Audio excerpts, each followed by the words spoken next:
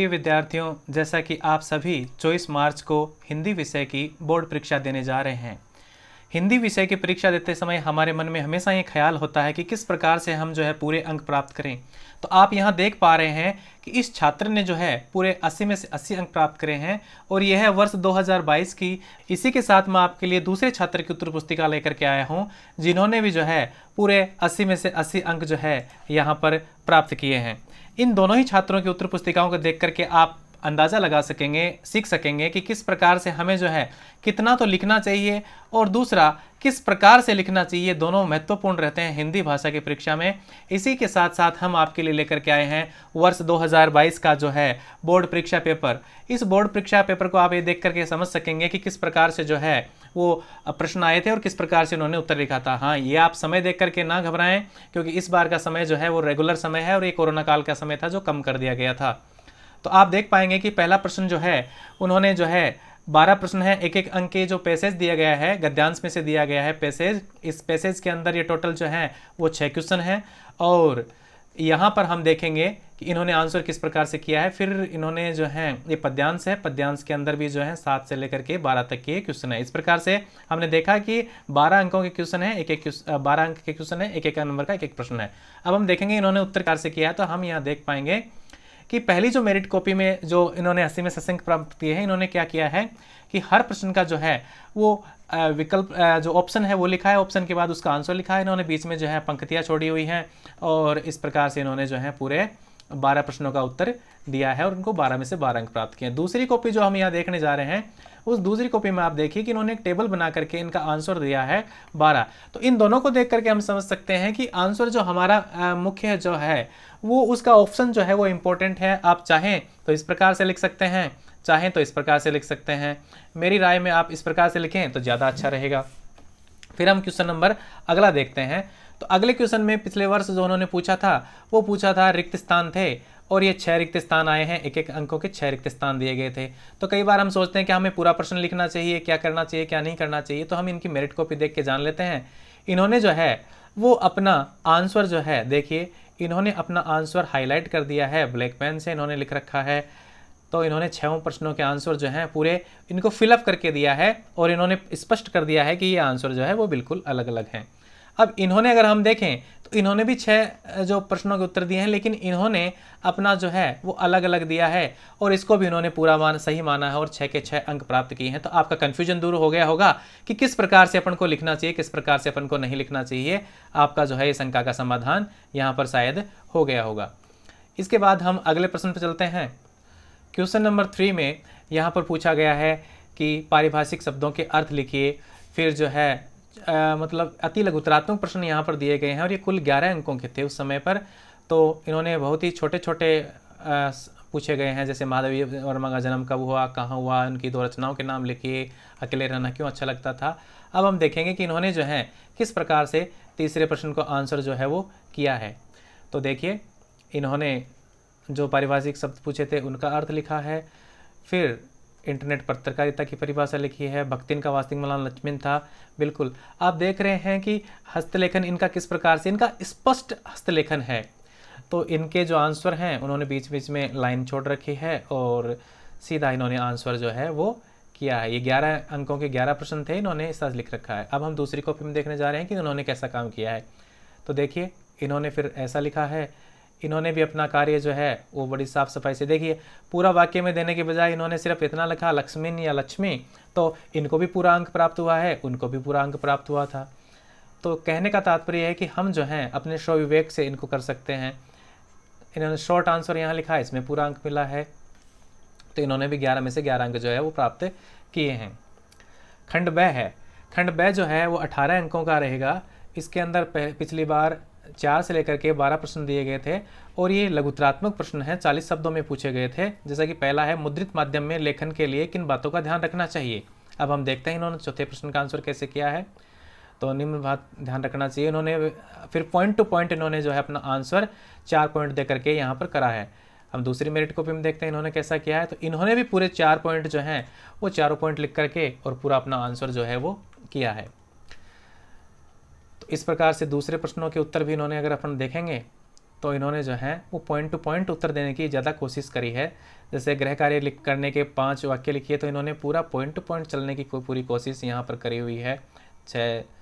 7वां question है, ये भी उन्होंने इसी प्रकार किया है। 8वां इन्होंने बीच में गैप जरूर रखा है ताकि जो है अच्छा लगे देखने के अंदर और स्पेस रहे इनमें। और 11 क्वेश्चन नंबर है, 12 नंबर क्वेश्चन है। इस प्रकार से इन्होंने खंड ब जो है वो 40 शब्दों में लगभग है। हम एक क्वेश्चन को देखते हैं कि जैसे इन्होंने लगभग कितने शब्द लिखे होंगे। 1 2 3 4 5 6 7 8 9 10 11 12 13 14 15 16 17 18 19 20। तो लगभग इन्होंने जो है वो 40 से और 50 शब्दों के बीच में इन्होंने लिख रखा है, तो जो कि सही माना गया है यहाँ पर। यहाँ हम देखते हैं इन्होंने भी उसी तरीके से किया है। इनके थोड़े से ज़्यादा लगते हैं मुझे, इसमें 40 ही होंगे। 1 2 3 4 5 6 7 8 9 10 11 से 12 वर्ड इन्होंने पर लाइन लिखे हैं और इन्होंने 4 लाइन के समथिंग है, तो इनका भी वो 40 से 50 का ही एवरेज यहाँ पर रहा है। प्रश्न में लिखा गया था, प्रश्न में पूछा गया था कि 40 शब्दों में लिखिए, तो उन्होंने 40 से 50 शब्दों के बीच जो है आंसर किया हुआ है। ये खंड ब था। यहाँ पर है खंड स, निबंधात्मक प्रश्न। सबसे महत्वपूर्ण यही होता है कि हमें कितना लिखना है। अंक तो इसके 3 ही थे पिछले वर्ष। यहाँ पर 250 शब्दों में जो है यहाँ पर उत्तर देना था। जैसे कैमरे में बंद अपाहिज कविता में प्रश्नकर्ता का क्या उद्देश्य रहा है, आप होते तो साक्षात्कार किस प्रकार से लेते। तो हम देखेंगे कि इन्होंने 13वें प्रश्न का जो आंसर है वो किस प्रकार से किया है। इन्होंने पहले 17वां क्वेश्चन कर रखा है, 18वां कर रखा है। क्वेश्चन नंबर हमें 13 देखना है कि इन्होंने 13 नंबर क्वेश्चन किस प्रकार से वो किया है। क्वेश्चन नंबर 13 खंड से इन्होंने यहाँ किया है। अब देखिए उषा कविता, अच्छा इन्होंने अथवा का क्वेश्चन जो हो किया है। उषा कविता के आधार पर बताइए कि कवि ने किन उपमानों का प्रयोग कर कविता को गतिशीलता दी है। तो आप देखिए सुबह का वर्णन किया है, भोर प्रातःकाल आकाश नीला है। अच्छा इन्होंने एक जो है वो पैसेज लिखा है, फिर दूसरा जो उसका विचार था इन्होंने दूसरे के अंदर लिखा है। तो इस प्रकार से इन्होंने अपने 250 वर्ड पूरे करने की कोशिश की है।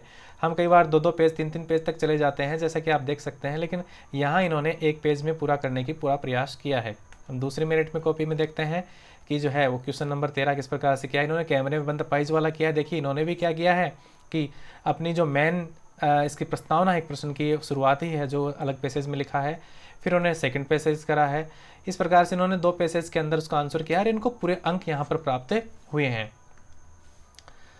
अगला जो क्वेश्चन है वह भी एक अति लघुतरात्मक निबंधात्मक प्रश्न निबंधात्मक प्रश्न है। क्वेश्चन नंबर 14 भगत जी का आचार समाज और शांति क्षमता की स्थापना किस प्रकार सहायक होता है।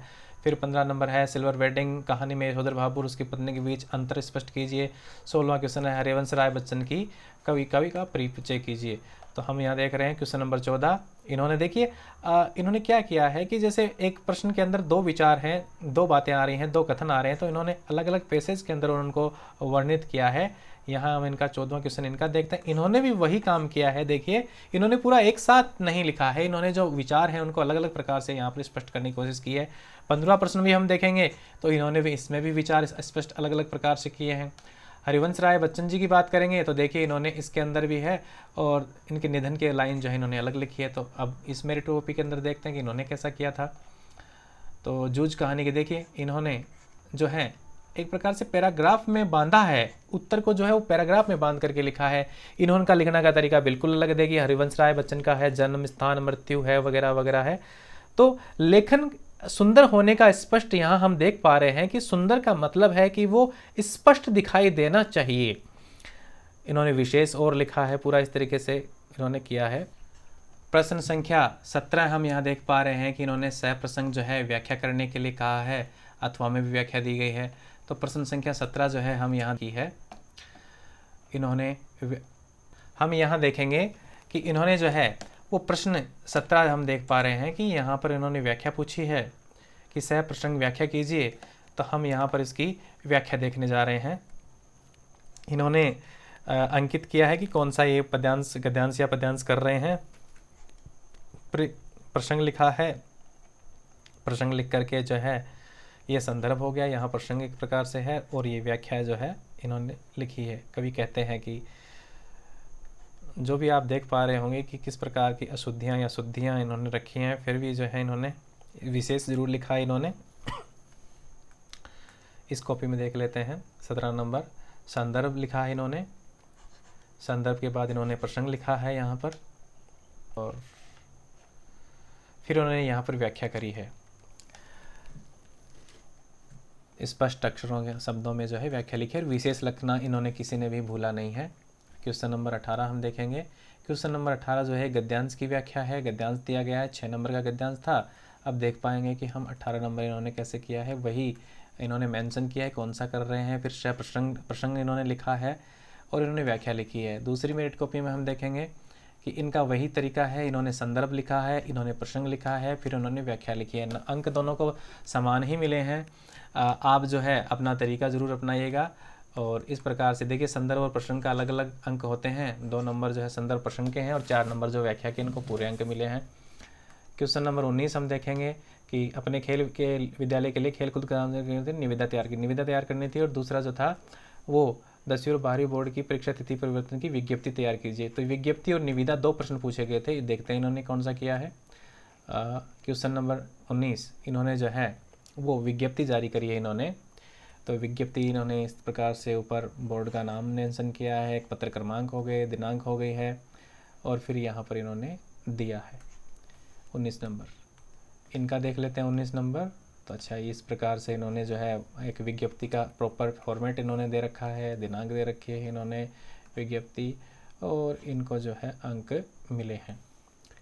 तो हम यहाँ देख पाएंगे इनको 4 अंक यहाँ पर प्राप्त हुए हैं और इन्हीं को यहाँ पर 3.5 अंक ही प्राप्त हुए हैं। आप देख पाएंगे, वापस अंतर स्पष्ट कीजिए दोनों में। देखिए इनका ये तरीका था और इनका ये तरीका था।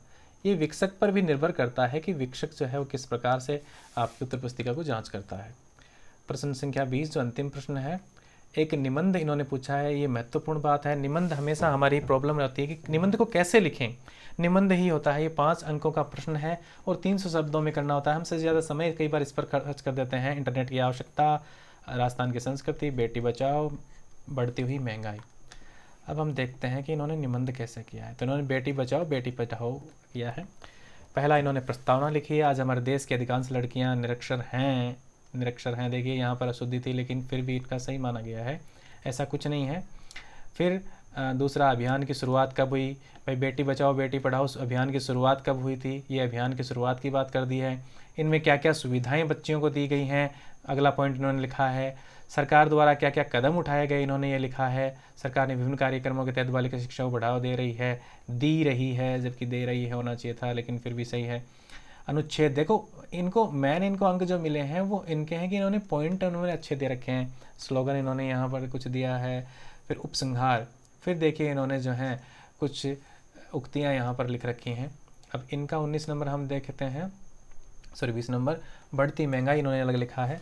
तो प्रस्तावना, आज के समय में भारत में बढ़ती महंगाई की मुख्य समस्या है, जिसका मुख्य कारण जनसंख्या वृद्धि है। आज देश का नुकसान हो रहा है, गरीबों और हालत ख़राब है, बाजार में आवश्यक वस्तुएं महंगी हो गई हैं, कीमतों में वृद्धि होना ही महंगाई है। महंगाई की परिभाषा इन्होंने दी है। महंगाई के कारणों के बारे में बता रहे हैं कि पीछे जनसंख्या में वृद्धि, कालाबाजारी वगैरह इसके हैं। फिर इसके दुष्परिणाम इन्होंने लिखे हैं, पॉइंट टू पॉइंट इन्होंने आंसर देने की कोशिश की है। फिर महंगाई को नियंत्रित करने के उपाय इन्होंने यहाँ बताए हैं और उपसंहार इन्होंने यहाँ पर लिखा है। इनको कुल जो है वो 79.5 नंबर जो है वो प्राप्त हुआ था। इनका आधा अंक जो था वो विज्ञप्ति के अंदर कटा था। तो इस प्रकार से जो है इन्होंने कार्य पूरा किया है। तो ये वीडियो देखने के लिए आपका धन्यवाद और उम्मीद है कि आप इसको देख करके आपकी मदद होगी और आप अच्छे अंक प्राप्त कर पाएंगे। धन्यवाद।